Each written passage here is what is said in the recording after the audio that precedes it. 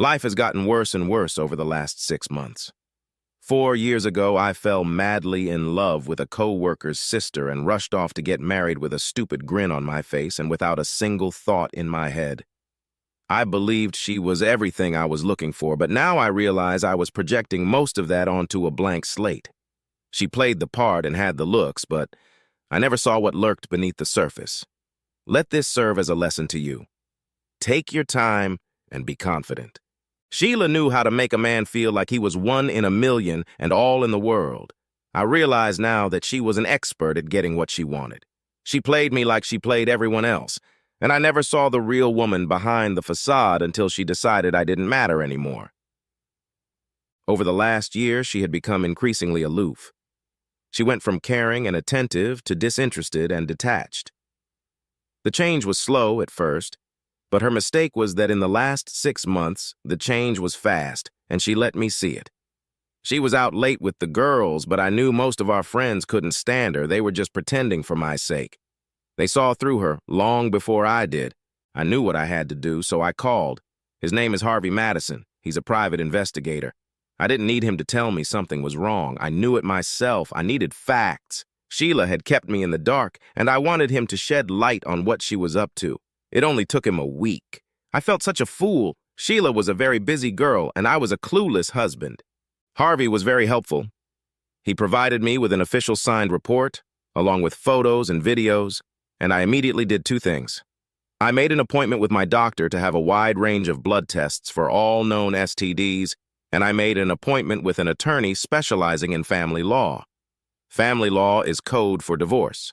It is rightly said, a picture is worth 1,000 words. A good photograph speaks to you. Can you imagine what a video of your wife sleeping with some jerk says? It doesn't speak, it screams, "Get a divorce now!" My lawyer helped me a lot. He said, "Forget what you know, don't confront her until we're ready, and don't tip her off. Since you're worried about STDs, you probably either already have them or you don't. Just in case, you have the flu right now. You can buy little bottles of diced onions at the grocery store. Buy one, stick a pinch in your nose, or wipe the juice in your eyes before you go in the house, and I promise the tears will flow on their own and your nose will drain. She won't even try to have sex with you. Then if you run out of excuses, go on a business trip. Can you trust your boss?" I said I could. He should send you to the beach for a week. We both got a good laugh out of that.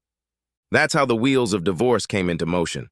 I started thinking, I wonder how this is all going to play out. Will she cry?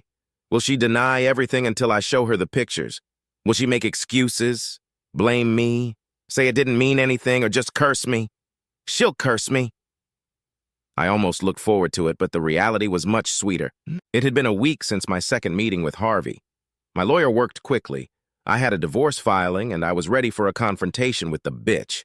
Turns out she was ready too, and she threw me a surprise. I got home, and there was a Mercedes in the driveway. I had to park on the street. I knew this car well, although I had only seen it in pictures and had never met the driver. I stepped inside, and the grinning faces of the asshole and the whore immediately appeared in front of me. "Bill, sit down. We need to talk." It was so hard not to smile. I wanted to burst into laughter, but I restrained myself. This was going to be more fun than I'd anticipated. "Bill, I've been unhappy for a long time." "Shelia, we've only been married 3 years. We've known each other for 4. You've been visibly unhappy for a year. You've been having an affair for at least 4 months. How am I doing?" Yeah, I guess it's about that." "Did you know?" "I suspected." "Well then, it won't be a surprise to you. Bill, I'm leaving you and I want a divorce. I'm entitled to half of everything, but if you keep things simple, I won't take more than I'm owed." "That's very kind of you." "No need to be sarcastic." "You mean to say it's not kind?" "What? No. I mean, yes." "Stop changing the subject. This marriage isn't working. I'm out of here." "Good. That's all you have to say?" I looked at the smirking ass behind her and nodded. "Who's the asshole?" "Bill, don't be rude. It doesn't make you look good. You don't need to know my friend's name. He's only here to give me moral support." At this, I had to laugh. "What kind of support? What in your behavior constitutes moral support, Sheila? I don't deserve it, Bill. I didn't mean for this to happen. It just happened. I've been a loving wife to you. I've indulged your inadequate efforts in the bedroom. I cooked you dinners. I took good care of you. But I deserve more than that. It's that simple. Oh, it's not simple at all, Sheila. You made the private investigator I hired run all over town for a week. I laughed looking at that shit. So, Henry, does your wife Barbara know about your affair with Sheila? There was no way they were expecting this. Henry's face went pale and he sank into the chair behind him, while Sheila was left to act the goldfish, mouth open, lips moving, nothing coming out. I'll take that as a no. I glanced at my watch and said, she'll know about it any minute. Panic read on his face. Obviously, he wasn't prepared for Barbara finding out. Tell me, Henry, do you think a wife who cheats on her husband can be faithful to her lover? Sheila's panic intensified and she began to shake. I walked across the room and held out several 8x10 glossy sheets. Here, Henry, these are pictures of Sheila sleeping with a guy named George Ellison last Tuesday. Henry's face reflected shock, fear at my approach, and rage at the sight of Sheila having fun with George. I guess he didn't know. And yes, my dear wife, at this very moment, George is being handed pictures of your adventures with Henry. Also, George's wife Peggy is getting pictures of you and George playing hide the salami, so she will surely have thoughts to share with George. I wonder what George will say to you at work on Monday. He's your boss, isn't he? Sheila had that classic deer-in-the-headlights look. At that very moment, the phone rang.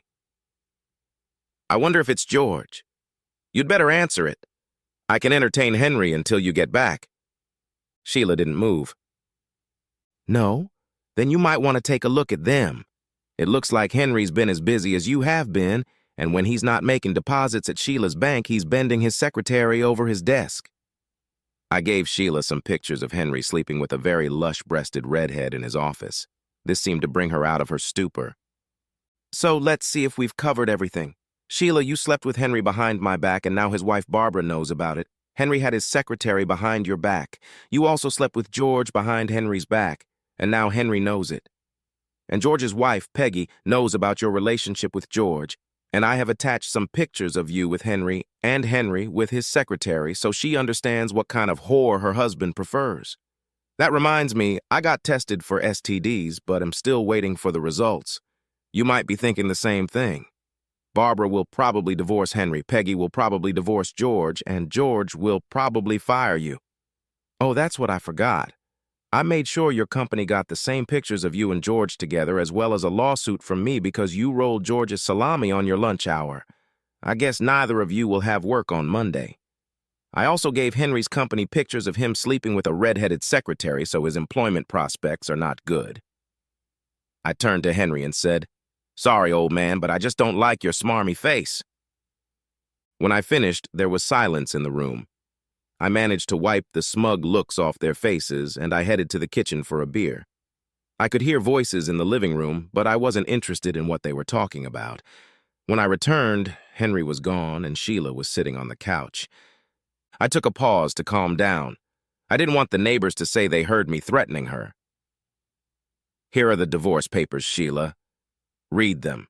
Get a lawyer. Sign them. If my lawyer doesn't hear back from you, we'll send you to court. It's a no-fault state, and the division of property will be fair, but that doesn't mean I can't or won't send pictures to your parents, sister, cousins, and every friend you've ever had. I waited until the last remark reached consciousness. If you expected me to move out, you can forget it. I like my own bed. You can move into the guest room until the divorce is resolved, but if you bring any of your how many lover buddies into the house, please understand that I will kill you both. I'm willing to play by the rules, but I will not be a cuckold in my own home. I hope you take me seriously when I say this, Sheila. You're not worth going to jail over, but there's a limit to everything. In the morning, Sheila was gone. I had no idea where she had gone, and I didn't care.